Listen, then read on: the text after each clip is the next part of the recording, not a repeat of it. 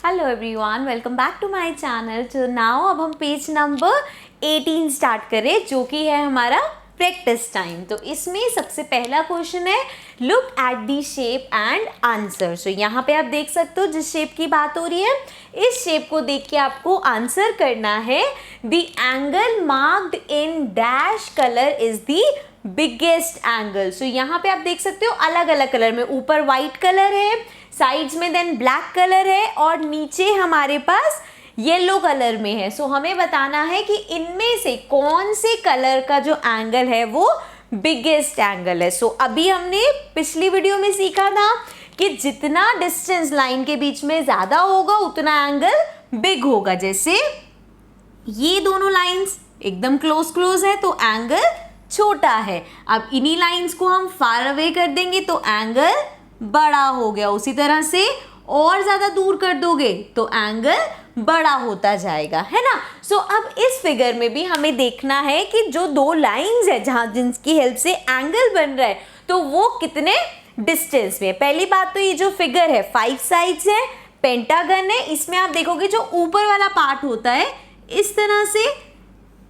एक ये पार्ट होता है और देन नीचे हमारे पास होता है इस तरह से, और एक ये बना लिया मैंने और एक ये इस तरह से बना लिया। ठीक है, पेंटागन इस तरह से होता है। सो ये वाला जो पार्ट है मतलब ये एंगल और ये वाला जो पार्ट है मतलब ये एंगल, तो यहाँ पे मोस्टली ये एंगल्स हमेशा सेम ही लगेंगे। इसी तरह से ये एंगल ये वाला और इन दोनों की हेल्प से जो ये वाला बन रहा है वो सेम, जो कि सेम कलर में, जैसे ये ब्लैक है ये ब्लैक है, ये हमारे पास कौन सा है येलो, और ये भी हमारे पास येलो कलर में है और ये वाला व्हाइट कलर में। तो अब हमें देखना है कौन सी लाइंस सबसे ज्यादा दूर है। तो यहाँ पे ये तो अलग से पता चल रहा है कि ये छोटा सा एंगल है क्योंकि ये लाइंस इतनी डिस्टेंस में नहीं है। फिर ये उनसे थोड़ा सा बड़ा है और ये जो डिस्टेंस है वो सबसे ज्यादा है, मतलब ये वाला जो डिस्टेंस है वो ज्यादा है, मतलब ब्लैक कलर से जो एंगल्स है वो ज्यादा बड़े हैं। So we'll write black. ठीक है, मतलब ब्लैक कलर में जो है वो बिगेस्ट एंगल फॉर्म कर रहे हैं। ठीक है, अब आ जाते हैं नेक्स्ट क्वेश्चन पे।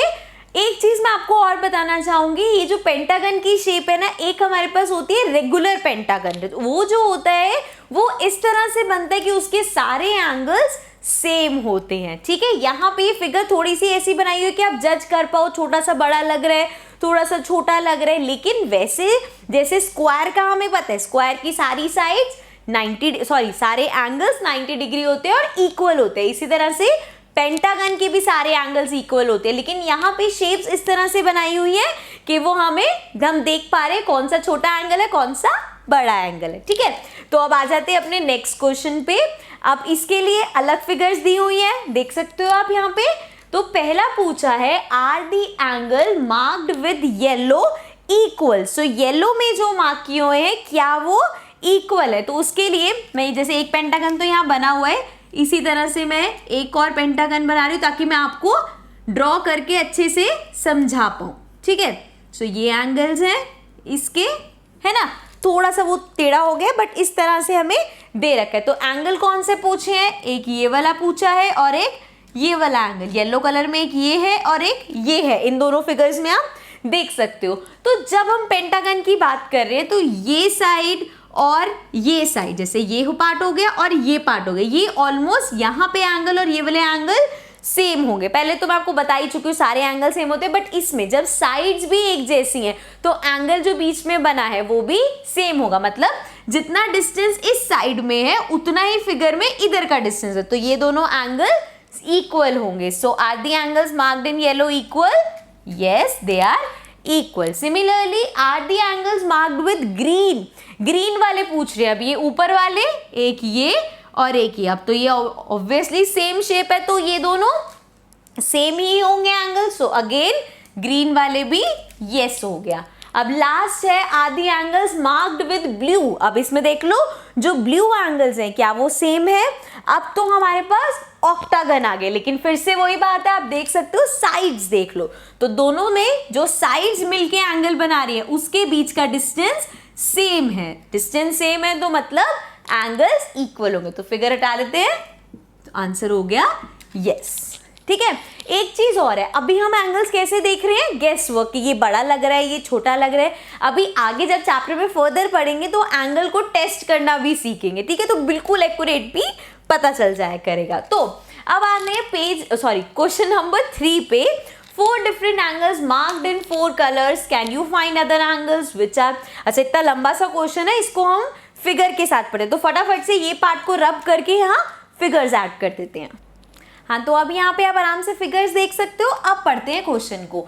4 different angles marked in 4 colors. तो यहाँ पे 4 अलग अलग कलर्स में एंगल्स मार्क है, आप देख सकते हो। ब्लैक कलर में है, रेड कलर में है, येलो कलर में है और ग्रीन कलर में हमारे पास एंगल मार्क्ड है, ठीक है।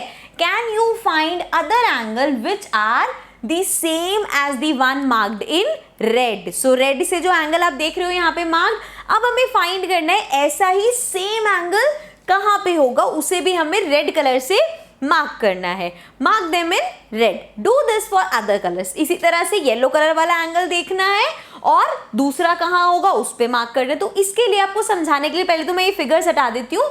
और अब देखो, एक चीज समझ लो कि जैसे ये एक 2 लाइंस बनाई मैंने, ठीक है, अब इसके बीच में ये एंगल है, ठीक है। अब इसी तरह से अगर मैं एक लाइन मैंने ये बनाई और एक लाइन ये बनाई, ठीक है, इसके बीच का एक एंगल हो गया।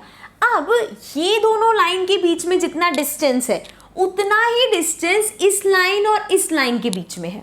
दोनों के बीच में डिस्टेंस सेम है, तो इसका मतलब है दोनों के एंगल्स भी सेम हो गए। अभी हमने देखा ना, डिस्टेंस कम मतलब एंगल छोटा, डिस्टेंस ज्यादा मतलब एंगल बड़ा। लेकिन कहीं भी ये बात नहीं हुई थी कि लाइन छोटी होगी तो एंगल छोटा होगा या बड़ा होगा, लाइन बड़ी होगी तो छोटा होगा या बड़ा होगा, ऐसा कुछ नहीं बात हुई थी। तो इसका मतलब लाइन चाहे बड़ी हो चाहे छोटी हो, अगर दोनों के बीच का डिस्टेंस सेम है तो एंगल सेम होगा। तो अगर ये लाइन के बीच में अब जितना एंगल बन रहा है उतना ही इसके बीच में भी, तो ये दोनों एंगल सेम हो गए। अब इससे मैं आपको समझाना क्या चाहती हूँ कि अगर मेरे पास एक पेंटागन है, इस तरह से मान लो मैंने ये एक पेंटागन बना दिया, ठीक है, थोड़ा सा अलग लग रहा है बट समझने के लिए ठीक है। एक ये बना दिया मैंने और एक इसी तरह से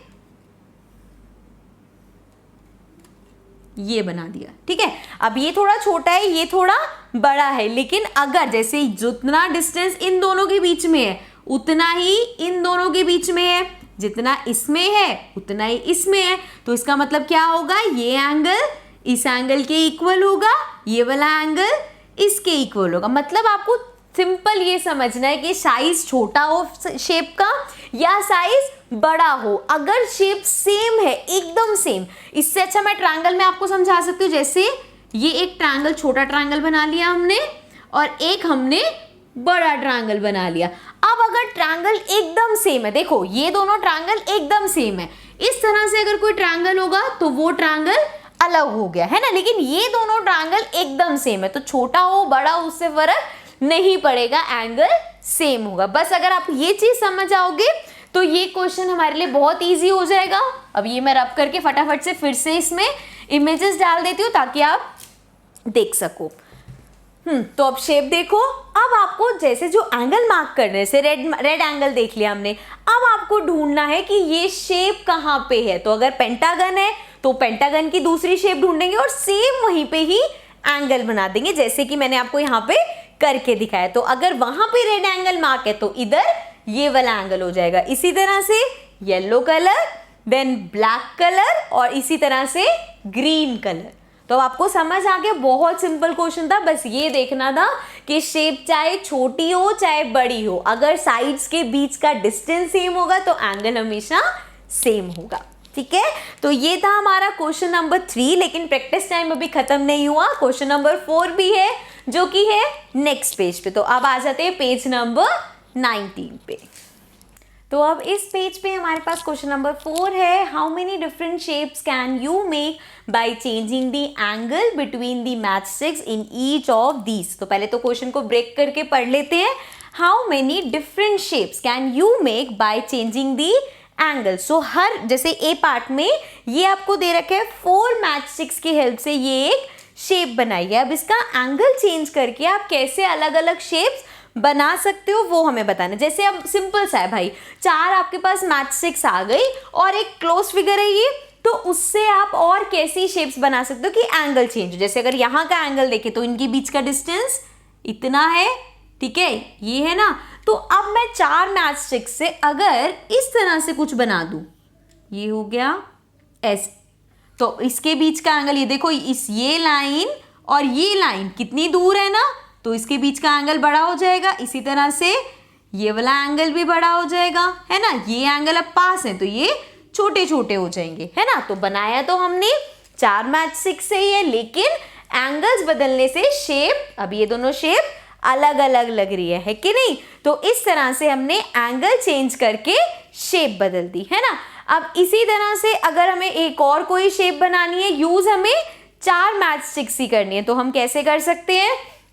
अब किसी एक को ऐसे लंबा ले जाते हैं, ये एक मैच स्टिक्स हो गई, ये दूसरी रख दी हमने, ये तीसरी और ये चौथी। अब है तो ये भी एक शेप, एंगल कितने अलग हैं, एक ये एंगल है जिसमें इन दोनों के बीच में इतना डिस्टेंस है, एक ये एंगल है, एक ये एंगल है और एक ये एंगल है। अब ये शेप देख रहे हो, तीनों अलग है। फर्क क्या किया हमने, सिर्फ एंगल बदले हैं, तो उससे अलग शेप आ गई। इसी तरह से अब हमारे पास बी पार्ट में ऑक्टागन की तरह दे रखा है, क्योंकि उसमें कितनी साइड्स दे रखी हैं, 8 साइड्स। अब इसी की हेल्प से अगर मुझे कुछ बनाना है तो मैं किस तरह से बना सकती हूँ, देखो जैसा मर्जी ट्राई कर लेते हैं। 8 है तो 1 2, इसको ले गई मैं 3, ये हो गया 4 5, ये 5 बहुत लंबा हो गया, इसको फिर से बनाते हैं।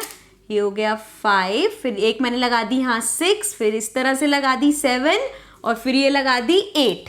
अब यहाँ पे क्या किया मैंने, यूज तो 8 मैच 6 ही करिए, बट एंगल में फर्क देखो, ये एंगल है, ये एंगल है, ये एंगल है, ये एंगल है, और ये देखो कितना ज़्यादा बड़ा एंगल आ गया, क्योंकि मैच 6 कैसी रखी हुई है, इस तरह से। तो एंगल यहाँ से अगर हम देखें तो कितना बड़ा एंगल आ गया, है ना।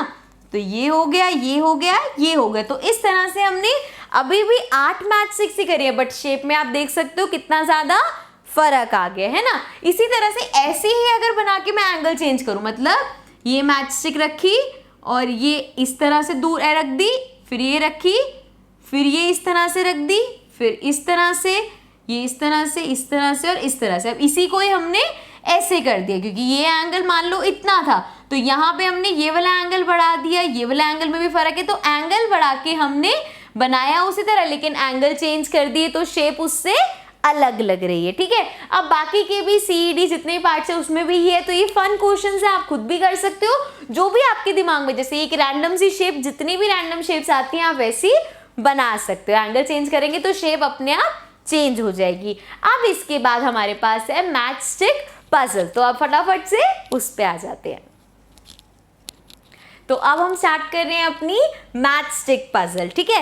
अब यहाँ पे ये फुल ऑन टाइम पास वाली है, तो हम मस्ती करते हुए बनाते हैं। सबसे पहला क्वेश्चन है, make 8 triangles using 6 match sticks. 6 match sticks use करनी है और आपको 8 ट्राइंगल्स बनाने हैं। बहुत सिंपल है, यहाँ देखते हैं जरा। ये ले ली मैंने पहली मैच स्टिक, ये ली मैंने दूसरी मैच स्टिक और ये ली तीसरी मैच स्टिक, ठीक है। 3 मैच स्टिक्स यूज कर ली, चौथी मैंने ली इसके ऊपर, ठीक है। तो ये एक ले ली और एक इसी तरह से यहाँ और यहाँ, ठीक है। मैंने क्या बना दिया, स्टार बनाया है 6 मैच स्टिक से। अब बात करते हैं इसमें जो ट्रायंगल्स बने हैं। ट्रायंगल कितने बनाने थे, 8 ट्रायंगल्स। सो ये देखो जरा, ये बन गया 1 ट्रायंगल, ये बन गया 2nd ट्रायंगल, ये बन गया 3rd ट्रायंगल, ये बन गया 4th ट्रायंगल, ये आ गया 5th ट्रायंगल, ये आ गया 6th ट्रायंगल। तो अब कितने ट्रायंगल मिले, 6। चाहिए कितने थे, 8 मिले आपको बाकी के 2। जरा ढंग से देखो, अगर हम इन बड़े वाले ट्रायंगल्स को देखें तो 1 2, तो छोटे कितने थे, 6, और बड़े ट्रायंगल कितने थे, 2। तो 6 + 2 8, तो टोटल 8 ट्रायंगल्स बने। आप फटाफट से मैच स्टिक्स ले आओ अपनी, और इस तरह से वीडियो को पॉज करके आप भी बना के देखो कि 8 ट्रायंगल्स 6 मैच स्टिक से। ठीक है, तब तक हम स्टार्ट करते हैं अपनी नेक्स्ट। हाँ, वीडियो को पॉज करके आप लोग जाके लेके आ सकते हो, उसके बाद हम कर रहे हैं अपना नेक्स्ट क्वेश्चन। तो नेक्स्ट क्वेश्चन में है take 8 matchsticks and make a fish like this. अब ये जो हमें फिश दे रखी है, पिक्चर आपको दे रखी है बुक में, तो यहाँ पे आप देख सकते हो मैंने अभी पिक्चर भी इंसर्ट करी है, बट उस पिक्चर को हटा के मैं यहाँ पे ये एक ड्राइंग कर ली है ताकि मैं आपको अच्छे से समझा सकूँ। तो ये 8 मैच स्टिक्स की हेल्प से बनी है। यहाँ पे जरा मैं दोबारा करके दिखाती हूँ आपको, इसी में फिर मैं चेंज कर दूंगी। ये 1 मैच स्टिक, ये लगाई दूसरी मैच स्टिक, ये तीसरी मैच स्टिक, ये हो गई चौथी matchstick, 5th matchstick, 6th, then एक यहाँ 7 और ये 8। तो ऐसे 8 मैच स्टिक्स को यूज करके ये एक फिश बनाई है। अब इसको फिश की तरह समझाने के लिए ये मैंने बना दी फिश की आई। पहले क्वेश्चन पूरा पढ़ लेते हैं, फिर मैं आगे बताती हूँ आपको।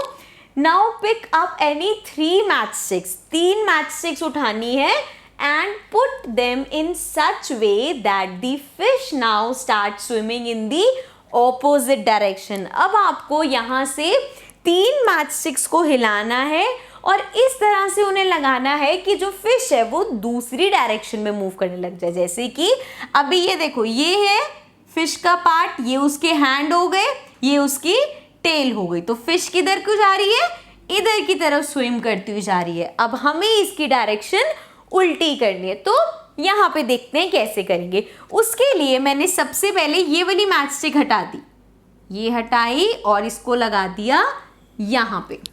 ठीक है, ये मैच स्टिक यहाँ लग गई। अब बस आपको ये समझना है कि ये जो मैंने बॉक्स बनाया है ना, मतलब ये जो शेप बनाई है, यहाँ पे मैंने इसकी आई बना देती हूँ। अब इसके हिसाब से मुझे फिश को इस डायरेक्शन में चलाना है, क्योंकि फिश इस डायरेक्शन में मुझे ऐसे लेके जाना है। तो ये पार्ट है इसका। अब ये आगे का तो नहीं चाहिए, एक और मैच स्टिक उठा दो और वो लगा दी मैंने यहाँ पे। इससे क्या हुआ, ये फिश बनी हुई है ना, ये इसकी आई है, एक हैंड ये हो गया, एक हैंड ये हो गया। अब बची इसकी टेल, तो एक तो इस साइड है ही, ये वाले अभी तक हम 2 मैच स्टिक उठा के लगा चुके हैं, ये तीसरी मैच स्टिक है।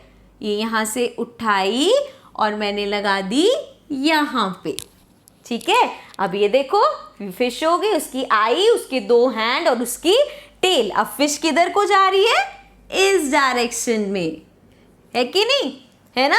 तो मजा आया आपको करने में। अब हो सकता है एक बारी में नहीं समझ आया हो, तो क्या करोगे, फटाफट से जो वीडियो है उसको रिवाइंड करो, पीछे जाओ और फिर से देखो ये कैसे बनी। तब तक के लिए हम पढ़ते हैं अपने क्वेश्चन नंबर 3 पे। पहले आप अच्छे से इसको बना लेना, फिर 3rd क्वेश्चन समझना। तब तक मैं ये बोर्ड रब करके आगे बढ़ती हूँ, आप वीडियो को पीछे करके फिर से ये देख लो कैसे बना है। ठीक है, तो अब 3rd में हमारे पास दे रखा है using 10 match sticks make this shape. तो यहाँ पे शेप दे रखी है, पिक्चर में मैं आपको दिखा देती हूँ। इस तरह की हमारे पास शेप है और ये मैंने यहाँ पे बोर्ड पे ड्रॉ कर दिया है। Pick up 5 matchsticks and put them in such a way that you get the shape of a house. अब यहाँ पे 10 मैच स्टिक्स यूज हुई हैं, 5 मैच स्टिक्स को आप मूव कर सकते हो और इस तरह से लगानी है कि आपको एक हाउस की शेप मिले। तो पहले तो हम ये बना लेते हैं फिर से, जिसमें हम चेंजेस कर सके। ये हो गया 1 match stick, 2 match stick, 3, 4, 5, 6 match sticks हो गई। फिर ये आया 7, ये आई 8 और 2 नीचे है 9 और 10, इस तरह से है। अब हमें इसमें ऐसा करना है कि ये एक हाउस की शेप में आए। तो ये एक शेप तो आपको ऑलरेडी दिख रही है, तो यहाँ से पहली मैच स्टिक हटा देते हैं हम। पहली मैच स्टिक हटा के मैंने लगा दी यहाँ पे इस तरह से। ठीक है, अब ये यहाँ पे बीच में क्या कर रही है, तो इसको भी हटा देते हैं। ये हटाई हमने 2nd मैच स्टिक और इस तरह से लगाते। तो 2 मैच स्टिक्स मूव कर चुके हैं हम, 3 और करनी है। ये जो यहाँ पे इसको हटा दो, ये हो गई तीसरी मैच स्टिक जिसको मैं लगा देती हूँ यहाँ पे। ठीक है, अब ये हाउस की शेप तो आ गई, बस नीचे का थोड़ा सा हिलाना पड़ेगा। तो यहाँ 2 मैच स्टिक्स बची हैं, 3 हम हिला चुके, 2 और हिला सकते हैं। तो इन दोनों मैच स्टिक्स को उठाओ, एक को लगा दो इसके नीचे और एक को लगा दो इसके नीचे। तो ये जो हमारे पास शेप आई है, ये एक हाउस की शेप आ गई, ठीक है। तो इस तरह से हमने 5 मैचस्टिक्स को यूज करके इसको हाउस की शेप दिया। अब इसका एक और तरीका भी हो सकता था जिसमें हम ये बेस हटा के इसको बड़ा बनाते, पर दोनों में से आप कुछ मतलब अपने किसी भी तरीके से आपको बस एक हाउस की शेप देनी है, ठीक है। मजा आया आपको इन क्वेश्चंस में? ये आप मैचस्टिक्स के साथ जरूर ट्राई करना। तो ये था हमारा पेज नंबर 19 का एंड हो गया यहाँ पे। अब नेक्स्ट पेज के साथ मैं आपको नेक्स्ट वीडियो में मिलूंगी, जिसका लिंक आपको नीचे डिस्क्रिप्शन में मिल जाएगा। और अगर आपको नेक्स्ट वीडियो ढूंढने में कभी भी कोई दिक्कत हो तो आप प्लेलिस्ट में जा सकते हो, वहां पे लाइन वाइज हर पेज आपको वहां पे मिल जाएगा। Okay, so I'll see you again in the next video. Till then, take care and bye bye.